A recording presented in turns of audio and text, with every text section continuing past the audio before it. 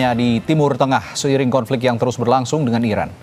Media di Amerika, Wall Street Journal, melaporkan kapal induk ketiga mereka, USS George H.W. Bush, dikerahkan ke Timur Tengah menyusul kapal induk AS lainnya, yaitu USS Abraham Lincoln dan USS Gerald R. Ford.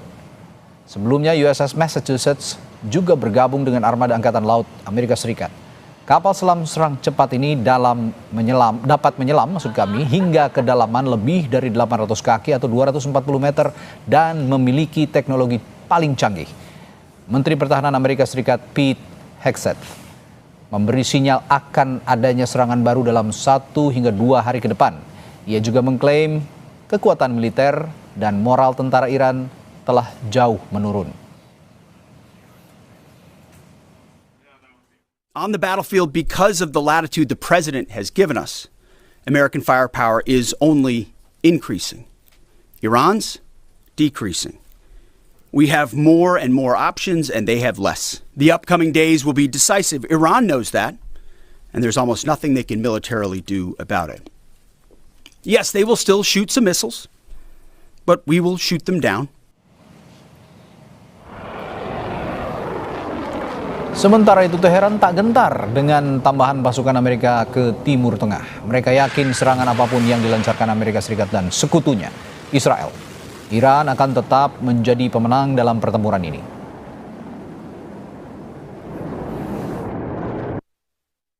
فکر می‌کرد فقط ظرف 4 روز میتونه کار ایران رو تمام کنه، ولی الان در شرایطی گیر افتاده که نمیدونه چطور باید از این بحران خودش رو خارج بکنه. علیرغم همه بمباران‌هایی که انجام داده، همچنان پیروز این میدان ما هستیم. Apakah perang darat akan terwujud di Iran setelah Amerika Serikat meningkatkan kekuatan militernya di Timur Tengah? Kita akan bahas hal ini bersama Stanislaus Rianta, pengamat intelijen dan keamanan Universitas Indonesia. Selamat sore Pak Stanis. Selamat sore Mas. Pak Stanis, pasukan dikirim ke Timur Tengah untuk menekan negosiasi atau invasi betulan kalau Anda amati? Ya, kalau pasukan Amerika di Timur Tengah kan memang ada banyak ya. Di pangkalan-pangkalan negara sekutunya Amerika itu total di Timur Tengah ada sekitar 40 sampai 50 ribu, tapi di dalam beberapa minggu ini memang ada peningkatan jumlah hingga 50 ribu, sebelumnya 40 ribu. Nah, ini kan Amerika mengklaim bahwa dia akan menurunkan pasukan Linut 82. Pasukan Linut 82 ini adalah pasukan khusus Amerika yang memang mempunyai spesialisasi untuk melakukan serangan kepada pada musuh, daerah musuh, yang diklaim dalam 18 jam bisa digerakkan dari markasnya di Carolina ke negara manapun atau tempat manapun di seluruh dunia. Kita harus akui bahwa Amerika unggul di dalam teknologi, di dalam alutsista, di dalam militer, di dalam global air power. Amerika nomor 1 di dunia, sementara Iran nomor 16, Israel nomor 15. Tentu ketika sudah ada pengerahan pasukan, kemudian sudah ada pengerahan kapal induk, ini tentu bukan sekedar hal yang main-main, saya kira. Ini akan menjadi sangat berbahaya bagi dunia, saya kira. Oke, ya Pak Stanis, tapi begini, kemarin saya juga berbincang dengan beberapa analis militer dan juga intelijen, bahwa sekarang Amerika Serikat mengatakan akan terus mengirim pasukan, begitu ya, dan Iran juga taktiknya tidak kalah gencar, terus meluncurkan misil-misil mereka. Tapi yang menarik adalah Iran memecah kekuatan musuhnya, aliansi Amerika Serikat dan Israel. Ada beberapa titik misil Iran yang diluncurkan di tempat-tempat yang berbeda. Nah, apakah efektif cara ini untuk membuat Amerika juga terkecoh? Setidaknya meskipun mereka punya teknologi militer yang canggih, tapi ada metode-metode intelijen yang dimainkan oleh Iran dengan metode seperti ini. Ya, tentu perang bukan hanya soal senjata, bukan soal alutsista, tetapi ada metode lain, dan tentu keunggulan Iran ada sebenarnya bukan karena menang medan, karena dia ada menguasai medan dan lokasinya di Iran, tetapi Iran juga mempunyai strategi-strategi lain. Dia juga terlebih dahulu melemahkan pangkalan-pangkalan Amerika di sekitar Timur Tengah. Kemudian Iran juga tidak bisa ditekan melalui pendekatan-pendekatan lain, termasuk ditekan oleh negara-negara di Timur Tengah yang mungkin menjadi mitranya Amerika. Dan ini nampak sekali bahwa Iran cukup tangguh, cukup berani untuk menantang Amerika, dan Iran juga sudah mengklaim bahwa dia juga sudah menyiapkan 1 juta milisi 1 juta milisi. Dan ini sebenarnya cukup berbahaya ketika nanti Amerika benar-benar menerjunkan pasukan linutnya.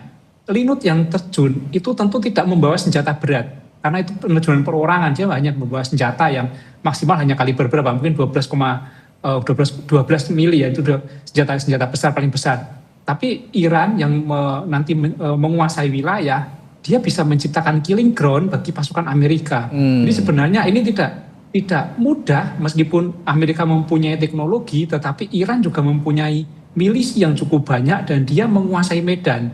Dan Iran itu sudah siap. Iran itu sudah 40 tahun itu mempunyai banyak musuh dan mempersiapkan diri untuk perang ini, saya kira. Jadi bukan hal mudah Amerika untuk mengalahkan Iran. Oke, ada dua hal yang juga jadi jadi analisis beberapa analis begitu ya. Ground invasion Amerika Serikat dan juga maximum pressure. Mana yang lebih mungkin dilakukan oleh Amerika Serikat? Ground invasion jika melihat kondisi saat ini ya Pak Stanis. Ground invasion atau maximum pressure? Saya kira dua-duanya akan bersamaan terjadi ya. Jadi tidak mungkin di dalam suatu perang satu strategi strategi yang digunakan hanya satu strategi. Tapi yang jadi masalah sebenarnya adalah Iran itu juga menunggu. Apapun strategi yang dilakukan Amerika, Iran menunggu ini. Dan mereka sudah menyiapkan milisinya. Amerika datang hanya dengan pasukan militernya, tetapi Iran itu juga menyiapkan masanya, menyiapkan milisi, masyarakatnya yang siap untuk menunggu. Ground invasion memang Amerika jago. Pasukan Linut 82 ini sudah pengalaman sejak Perang Dunia Pertama, Perang Dunia Kedua, bahkan punya pengalaman di perang dengan Irak. Tetapi saya kira Iran itu bukan negara yang seperti yang pernah dikuasai oleh Amerika sebelumnya. Jadi ini harus lebih berhitung-hitung lagi. Ya. Oke. Tadi kita simak bersama juga dalam berita pengantar sebelumnya bahwa Menteri Pertahanan Amerika Serikat Pete Hegseth memberi sinyal akan ada serangan baru katanya dalam 1-2 hari ke depan.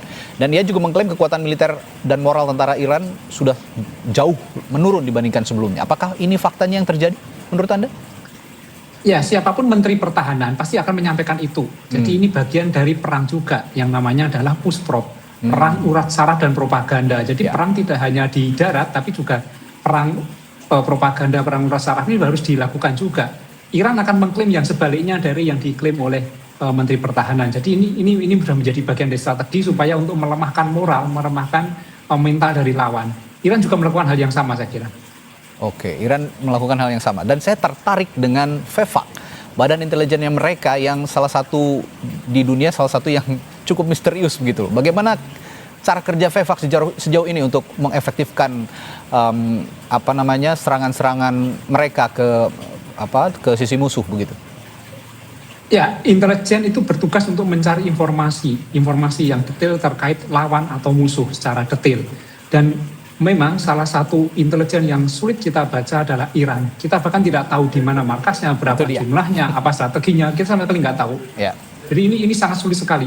Nah, ini justru yang membuat Amerika sebenarnya juga menjadi sulit untuk melakukan aksi ke Iran karena Iran tidak bisa dibaca dengan mudah. Bisa dibaca dengan mudah. Misalnya bisa terbaca di mana markasnya, mungkin bisa diserang terlebih dahulu ya. Dan saya kira intelijen Iran bekerja dengan serius, terbukti dari beberapa kali serangan Iran kepada negara-negara sekutu Amerika di kawasan Teluk dengan aksi-aksinya itu cukup akurat mencari titik-titik serangan itu. Saya kira intelijen Iran bergerak cukup berat. Walaupun ada kendala sekarang adalah perang ini ada di wilayah Iran. Coba kalau misalnya perangnya di wilayah lain mungkin mereka bisa lebih survive. Misalnya perangnya di Amerika pun Amerika pasti juga akan keteteran. Tapi ada satu hal yang membuat Iran nampak agak terlebih dahulu adalah perangnya adalah di Iran. Tetapi ketika nanti Iran bisa menghadapi ini, bisa mengerahkan milisi, tentu Amerika tidak mudah untuk menjalankan perang ini. Oke. Bicara soal perang darat, tadi juga sudah sedikit Anda singgung bahwa Amerika Serikat sebenarnya punya keunggulan teknologi dan pasukan khusus begitu. Tapi Iran juga punya keunggulan geografis yang juga Anda katakan barusan. Dan dukungan jangan lupa dari Rusia dan Tiongkok. Sejauh ini memang tidak ada yang langsung begitu ya dukungannya dari Rusia dan Tiongkok. Tapi dukungan intelijen, dukungan moral juga sudah tampak dari Rusia dan Tiongkok. Menurut Anda siapa yang lebih diuntungkan jika perang ini benar-benar terjadi di darat nantinya? Ya, perang tidak pernah ada menguntungkan suatu pihak. Perang itu bencana ya, perang itu bencana kemanusiaan. ini yang tidak ada menguntungkan. Ini saya kira hanya kalau misalnya untung hanya bukan menguntungkan, tapi memuaskan ego saja, memuaskan egonya Trump, ya, memuaskan egonya penguasa. Saya kira tidak ada yang diuntungkan dari perang ini. Jadi apapun yang terjadi harus dihentikan. Tetapi kalau ada pihak-pihak yang mengambil manfaat dari ini pasti ada. Contoh misalnya produsen-produsen alutsista ini akan diuntungkan. Akan ada pembelian senjata dalam jumlah banyak, kemudian akan ada perlombaan senjata. Ini juga akan terjadi di dalam perang. Jadi kalau misalnya siapa yang mengambil keuntungan dari bencana ini, saya kira produsen alutsista salah satunya. Terakhir yang menarik Pak Stanis, ketika Amerika Serikat terus mengencarkan pernyataan bahwa akan ada ground invasion, bisa saja sudden ground invasion begitu ya, yang Iran tidak siap lah. Tapi di sisi lain, aliansi mereka, Israel, ini sampai detik ini tidak muncul di permukaan ketika Amerika juga mengatakan akan ada ground invasion. Mereka lebih sibuk meladeni Houthi dan juga Hezbollah. Sejauh ini apakah peran Israel untuk ground invasion bisa ikut terjadi bersama Amerika Serikat atau bagaimana? Ini anomalinya. Jadi ketika Amerika mengatakan sudah banyak yang mendukung, tetapi ground invasion hanya hanya Amerika saja nampak sendirian. Ini menjadi anomali dan ini menjadi pertanyaan kita sebenarnya, apakah ternyata Amerika itu di bawah kendali Israel, menjadi proksinya Israel atau hal yang lain? Ini masih menjadi pertanyaan. Tapi Amerika sejauh ini nampak serius dengan mengerahkan pasukan, mengerahkan kapal induk, kemudian melakukan serangan, nampak serius. Dan Iran juga nampak serius. Dan seriusnya dua negara ini akan berujung kepada bencana jika terjadi benar-benar perang di invasi darat di Iran.